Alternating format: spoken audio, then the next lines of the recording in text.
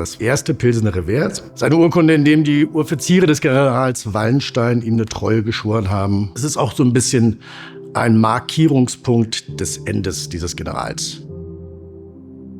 Wallenstein war einfach zu mächtig für den Kaiser geworden.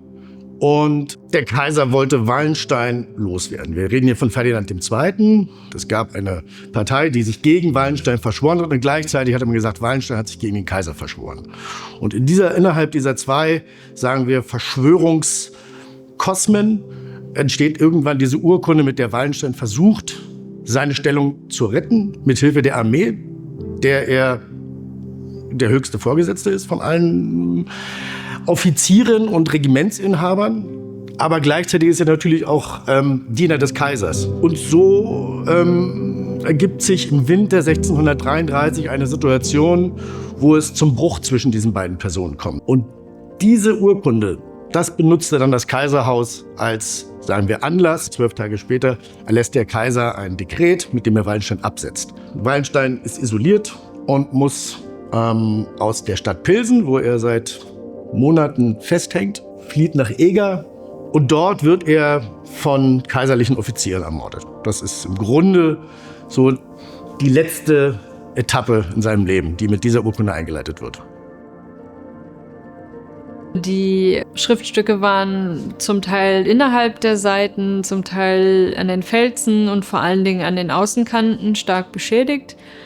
Also es gab Risse, Fehlstellen, Knicke.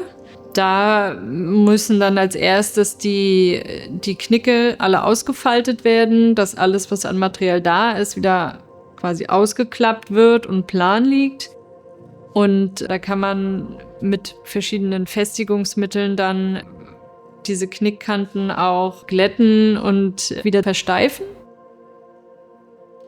Und in dem Fall habe ich über die gesamte Kante hinweg ein sehr dünnes Japanpapier aufgelegt und damit diese rissigen, unebenen Kanten überfangen. Habe dann rückseitig ein sogenanntes Japanpapierlaminat angesetzt und damit die Fehlstellen bündig zum Original geschlossen.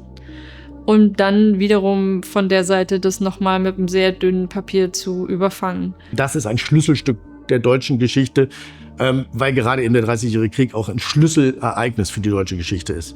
Und damit handelt sich das auch um so etwas wie nationales Kulturgut, was wir hiermit retten. Denn wenn es Institutionen wie das Deutsche Historische Museum und den Museumsverein nicht gibt, dann landen diese Sachen tatsächlich eher oder verbleiben im Privatbesitz. Die Tatsache, dass man das in öffentliche Hand bringt, wieder zugänglich macht, indem man es überhaupt erstmal stabilisiert, ist enorm wichtig, um den weiteren Erhalt des Dokuments überhaupt gewährleisten zu können. Wir vom Museumsverein haben diesen Ankauf unterstützt, zusammen mit der Berliner Sparkasse, die das eine großzügige Spende gegeben hat. Wir danken natürlich der Sparkasse, wir danken aber auch unseren Mitgliedern, die sowas ermöglichen.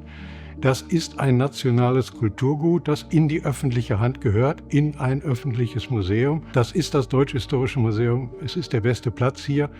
Wir haben hier wunderbare Mitarbeiter, die jetzt mit der Restaurierung beginnen. Und dann hoffen wir, dass es dann bald in der neuen Dauerausstellung zu sehen ist.